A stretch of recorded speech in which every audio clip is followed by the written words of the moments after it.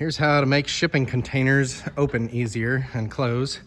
I have a couple more over there, and so I've done a bunch of experimenting. This is the third one I've done. Just got this one the other day.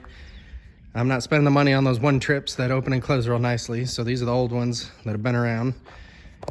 So the first thing I always do is take off, there's a second bar, will be on both doors. I'm just out here on a homestead, and I can still lock it shut. These things aren't out bouncing around on a bumpy ocean anymore, so that one bar is more than enough.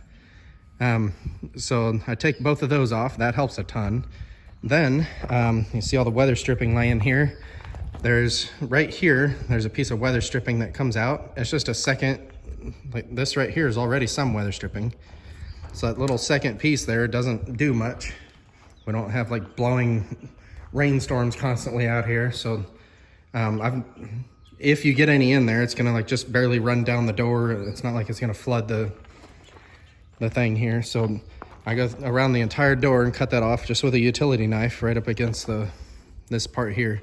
If you take these out, you're actually gonna lose your entire weather stripping. So just cut it off there, all the way around. Like I said, I took off the other handle right here. And something else I'm working on is, it still wasn't closing as easy as I would like. So I'm grinding this right here. I put some grease on the door and on this. So after I grind it, I can see right where it's touching. So you can see how it's just silver there because I've just been grinding on it. Now when I close the door, I've got a little bit of grease on that thing on the bottom. I don't have it leveled up yet, so it's trying to open on me, but now it's real easy to close. Just kind of move it a couple times. That will show again.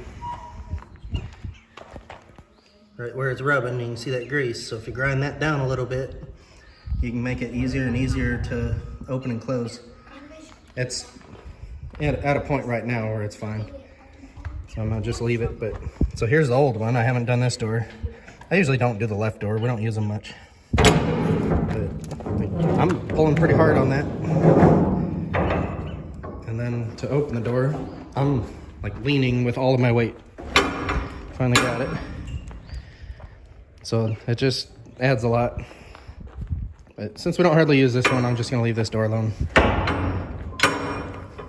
But it's taken a lot more effort to open and close this one. But if I was gonna do this one, I just cut off that bottom little piece right there of weather stripping all the way around. But obviously leave the outside one. So some tips to get your doors working a lot better. Also something else.